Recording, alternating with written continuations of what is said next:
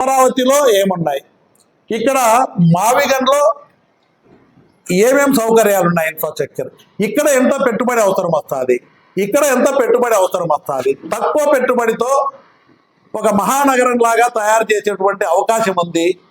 అన్ని సౌకర్యాలు ఉన్న చోట వదిలేసి ఎయిర్పోర్ట్ కొత్త కట్టాలంటారు 5,000 ఎకరాల్లో.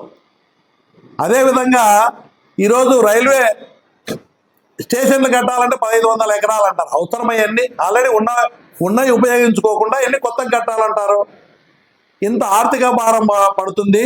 ఇది రాష్ట్ర ప్రజల మీద, రాష్ట్రానికి కూడా ఆర్థిక గుదిబండలాగా తయారైపోయి దానికి పెట్టే ఖర్చుకు వడ్డీలు కూడా కట్టలేము.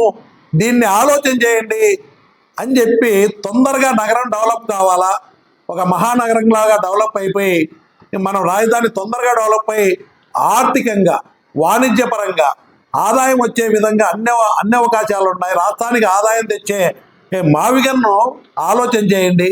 మచిలీపట్నం ఎయిర్పోర్ట్ ఉంది, ఈరోజు చెన్నై రాజధాని ఉంది, అక్కడ పోర్ట్ ఉంది, ఎయిర్పోర్ట్ ఉంది, ఇక్కడ లాగానే రైల్వే స్టేషన్లు ఉన్నాయి.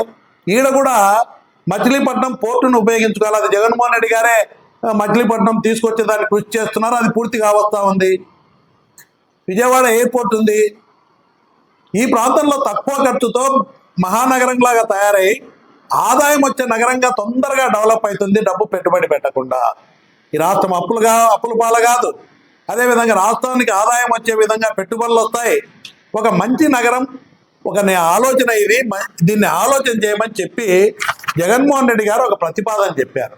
కూటమి ప్రభుత్వాన్ని ప్రజల శ్రేయస్సు దృష్టిలో పెట్టుకొని మీకు ధైర్యం ఉంటే, చేసిన తప్పును సర్దిద్దుకోవాలనే ఆలోచన ఉంటే ఒక కమిటీ వేసి అసలు అమరావతి మంచిదా, జగన్మోహన్ రెడ్డి గారు పెట్టినటువంటి మావిగన్ మంచిదా, ఎక్కడ నిర్మాణం చేస్తే రాష్ట్రానికి మేలు జరుగుతుందో ఆలోచన చేయండి. అంతే తప్ప మీరు చేసే అవినీతిని కప్పుపించుకునే దానికి, రాజధానిని ప్రజలనెత్తిన రుద్దేదానికి, ఆర్థికంగా లక్షల కోట్లు ప్రజలనెత్తిన వేసేదానికి దాన్ని మీరు సొమ్ము చేసుకునే విధంగా ఉంది తప్ప రాష్ట్ర శ్రేయస్సు గురించి ఆలోచన చేసినట్టు లేదు. నేషనల్ పార్టీ అయిన కాంగ్రెస్ పార్టీ అధ్యక్షురాలు షర్మిల గారు ఏం మాట్లాడుతుంది ఆమె?